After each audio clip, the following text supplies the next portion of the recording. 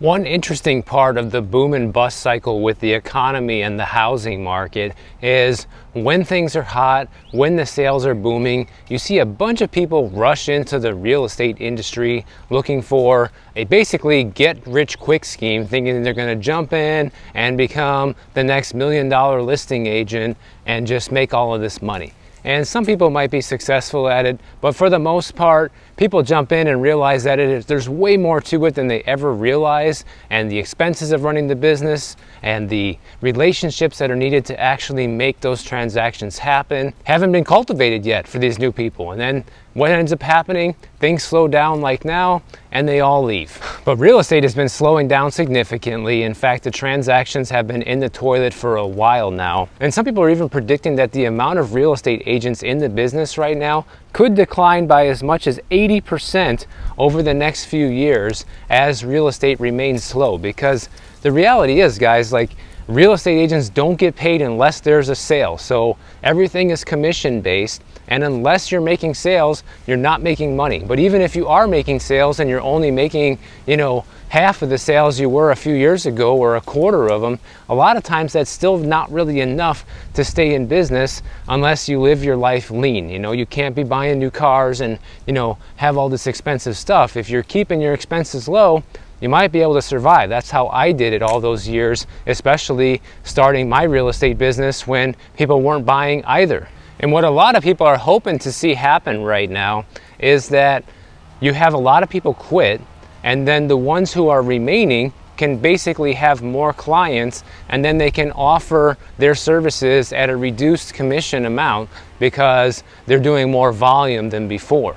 And I don't know if that's a good thing or not, because the reality is this, guys, like, regardless of the pay that you pay real estate agents, when they form teams and start branching out, have this whole big operation going on, sometimes it's not as smooth as you would like it to be, and you never know who you're supposed to be talking to in the transaction. Like, I've dealt with teams here in Miami before in my selling career, and sometimes it can be an absolute nightmare, guys. Oh, we have one person that deals with the transaction. We have another person that deals with escrow. We have another person that deals with all the inspections and appointments. So you never know who you're supposed to be talking to and if that person's available to talk to.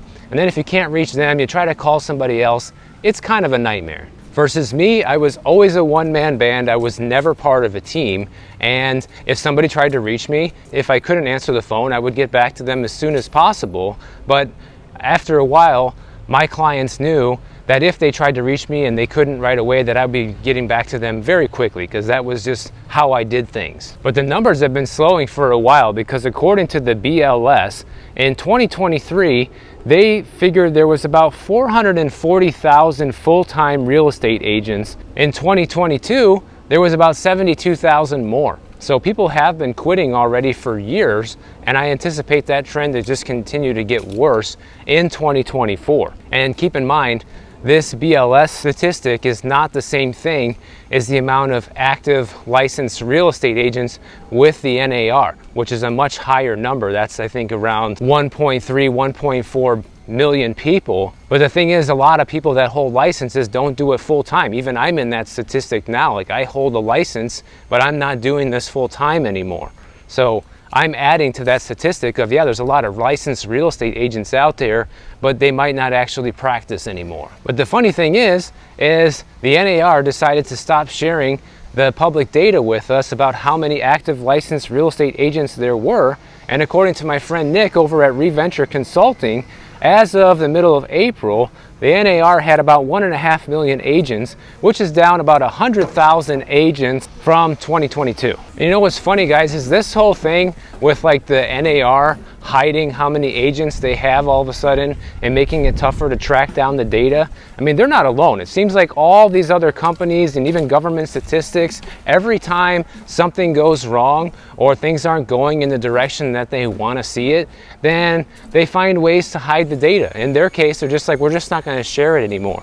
In the case of the government, they find new and tricky ways to recalculate the data, to massage it over and make it look not as bad as it actually is. And the NAR knows that they're in trouble and they're going to be losing agents, because they even said themselves that they're anticipating, you know, more and more agents to continue to quit over the next couple of years. In fact, there was a survey done of 2,000 real estate agents, which was conducted by the Consumer Federation of America, and they found that 49% of them sold fewer than 2 homes in 2023, guys. How do you survive on that? Even in an expensive area like this, say you're lucky and you're able to sell 2 of these houses around here, okay, maybe each one of those commissions might net you $30,000, $40,000 each, and that's before the split you have with your broker. That's before you have to pay taxes or anything like that. So if you're lucky, maybe you walk away and go home with $60,000. Is that a living wage? Yeah, but in a place like Miami, you're going to be spending pretty much all of your money on your bills. Here we have a house for sale for $13,875,000, and it doesn't always pay to be a flipper, because you see this person bought this house just back in 2023 for $13 million, and they started off asking $15.5 million when they tried flipping this house at the beginning of 2024. Now they're already down below $14 million, guys. Even if they were able to sell it at this price, which looks like they can't, they're going to lose, because by the time all the transaction fees and all the commissions are paid, they're not making any money. And to top it all off, they have a property tax bill to pay at $46,000 a year right now. So flipping does not always pay off. Some people do get lucky and are skillful at it, but for a lot of people, it is a losing proposition, especially now that the market is turning. And now we're right around the corner from the lawsuit changes taking effect in July, which is probably going to make it even tougher for agents to make money. So I do think you're going to see a lot of people exit this business that before they were cashing in on Easy Street, and Easy Street is a thing of the past. And some predictions that are coming out about this upcoming change in the way real estate agents are paid, that they believe up to 56% of agents will exit the market if one side's commission remained at 3%, while others become competitive. It's predicted that a 50% reduction in commission would result in 40% fewer agents. So we could still see a lot of people quit this business over the next couple of years. But basically, these real estate agents are running out of money, guys. That's why they're quitting, and they're turning away and doing other jobs now, because you can't survive on just selling 2 homes a year unless you live in a very, very rich area and your bills are low. Then maybe you can swing it. But you know, if you're living in an average area where you're selling $400,000 or $500,000 houses, only 2 of those a year, that ain't gonna be enough. And the problem is, a lot of real estate agents don't want to swallow their pride and work with renters. In fact, I've had quite a few of you reach out to me asking if I can set you up with a referral for a rental agent. And unfortunately, I can't, guys, because nobody that does referrals wants to accept rental referrals, okay? It's already bad enough they have to pay a percentage of the commission to me if they make a sale. So nobody wants to do that on an even smaller level with rentals, because obviously when you rent a place, the commission is not going to be anywhere close to the sale. But as an agent, I did a ton of rentals during my career to stay in business, guys. In fact, if it wasn't for rentals, I would have been out of business in my first year probably. I wouldn't have been able to survive. But a lot of people think this will be a positive change for the real estate business. Some are saying that it will eliminate people who aren't up to snuff and who can't do the work and who don't want to educate themselves and learn new ways of working. Well, yeah. I mean, obviously, the people that are just being lazy and trying to cash in on the easy deals, those people are going to be eliminated anyways right now, just due to how slow it is, even if there was no change in commissions. However, sometimes it's not just about if you're up to snuff, guys. Like, as somebody who did this full time for over 13 years, okay, I can tell you that, you know, real estate all just comes down to who you know and your connections. That just determines the biggest amount of how much success you're gonna have in this business. It doesn't even come down to who's up to snuff. It just kind of comes down to, it's like a popularity contest, you know, who likes to schmooze the most, who likes to shake the most hands and appease the most people. Those are the kind of people that tend to do well in real estate, and you can kind of see why I didn't do as well as those people, because that's just not my personality. I don't do things to appease others. And I also can't lie to people's faces and tell them now's a good time to buy when I know deep down that it isn't. And the other thing is, you know, the government's already putting their foot in the door and saying, well, wait a minute, we'll subsidize these real estate commissions. You know, the VA already made an announcement on this last week, and a week or two before that, the USDA made an announcement saying that they're basically going to be subsidizing real estate commissions already for buyers, so that way they don't have to worry about the buyer's agent not getting compensation ahead of this rule. So this whole lawsuit is probably going to end up being for nothing, because the government's going to come in and save the day, as they always do, and just make it so that these guys can continue getting paid. But right now, pending home sales are still continuing to take a fall. People are just not taking the bait, guys. They're not going out there and getting these 7% mortgage rates and buying $455,000, $500,000 houses. And the people that are doing it are wealthy people. Like you saw the other day, I had Matt on the channel, people that can really afford to do stuff like this and even just pay all out cash for these properties. It's not your everyday person who's out buying real estate right now working the average job. It just isn't. In fact, pending home sales fell 7.7% in April from the previous month. And this is supposed to be the spring hot selling season, guys. This is supposed to be the really booming time of year for real estate, and it's turning out to be anything but. If the numbers in April are already that bad, who knows what we're going to see in May and June. Those are like really the last 2 months of the season. Then it already starts declining in July. They're saying right now the sales activity is at the lowest level that we've seen since April of 2020. And what happened back then? We just got announced that, you know, we're in this major global pandemic and that everything's going into lockdown. I mean, if sales are as slow as they were then, you know we have a problem. And guess what? It's not going to get better. And that's my biggest case against people who are still bullish on the housing market, is that you're just not going to see a lot of people out there buying at these prices. Of course, there are going to be some, but you're seeing more inventory pile up and less buyers. That's a recipe for prices coming down eventually.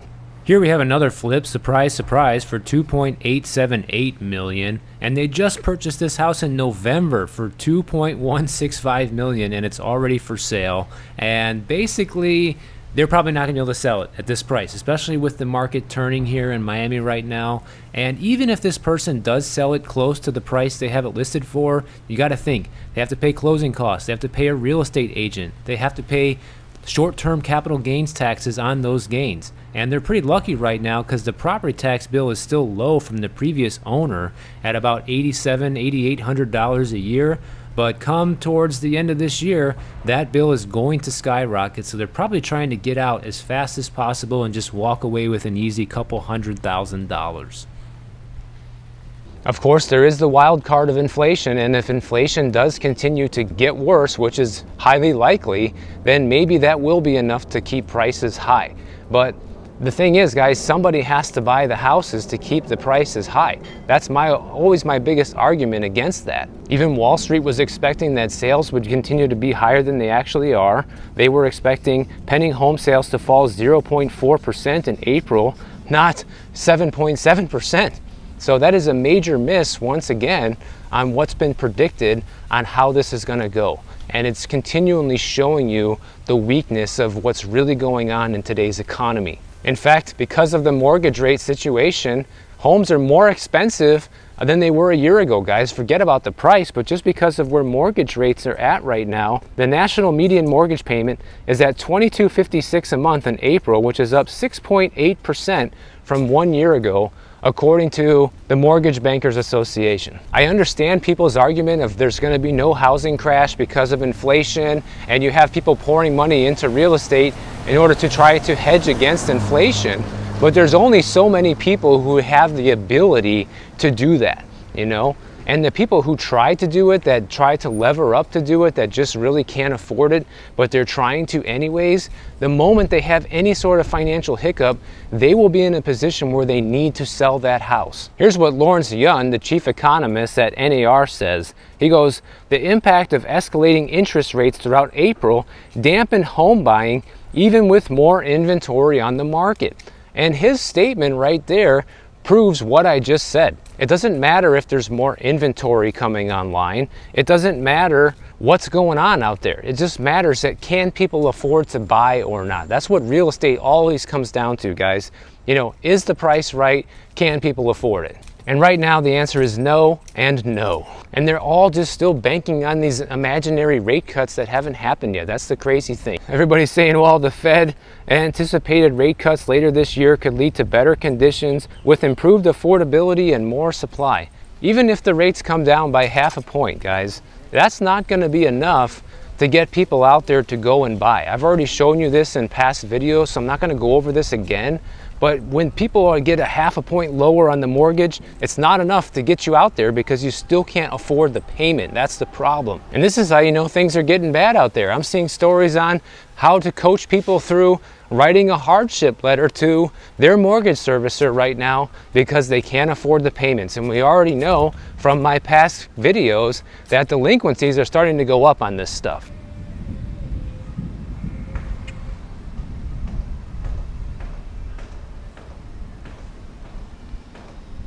And in case you don't know what a hardship letter is, it's basically a document that you provide to your mortgage lender when you're requesting some sort of relief in your payments.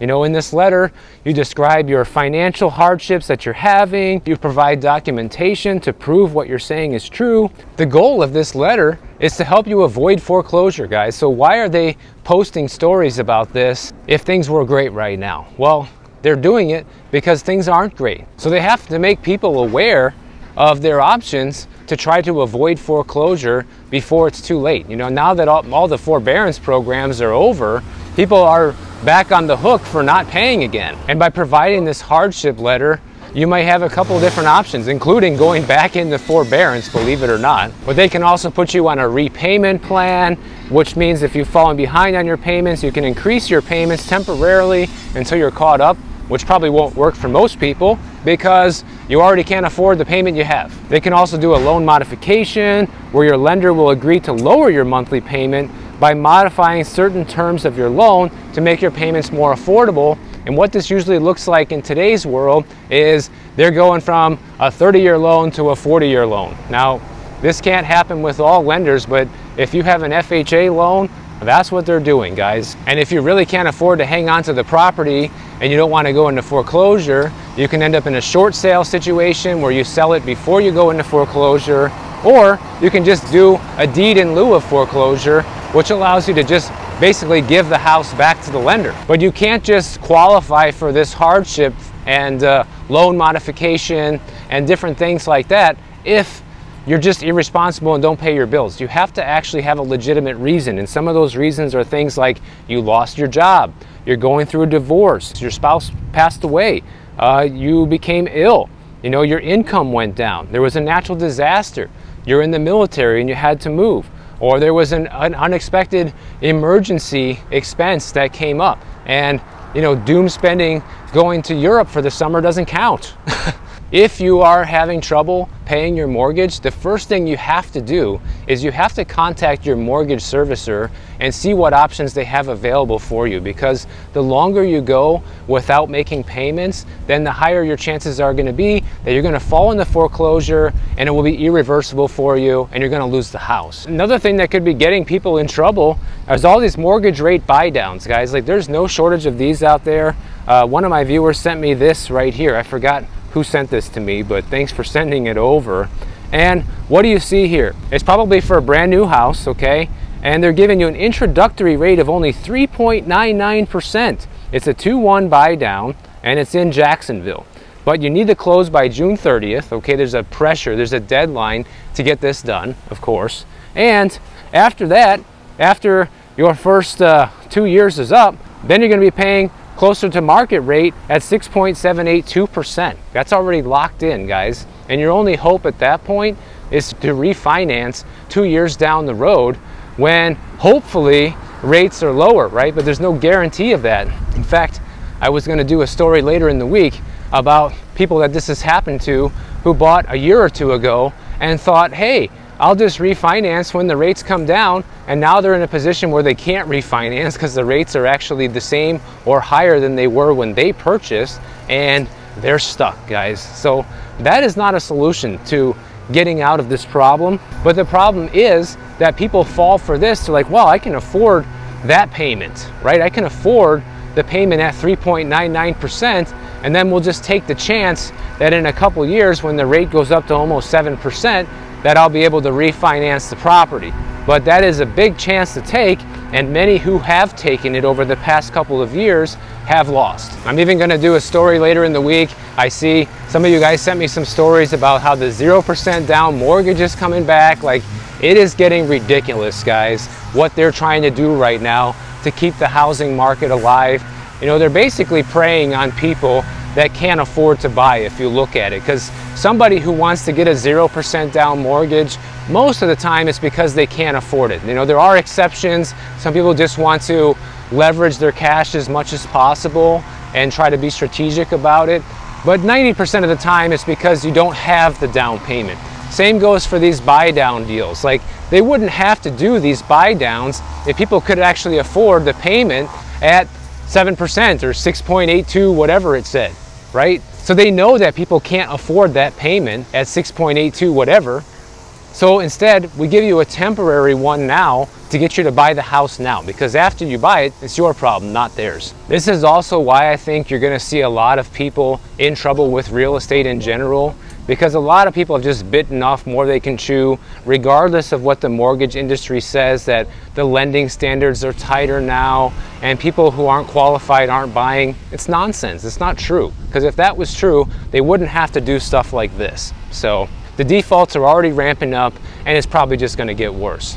So if you enjoyed this video, make sure you subscribe to the channel, and if you don't want to wait for my next video to come out, check out this one on the screen right over here, and I'll see you in the next one.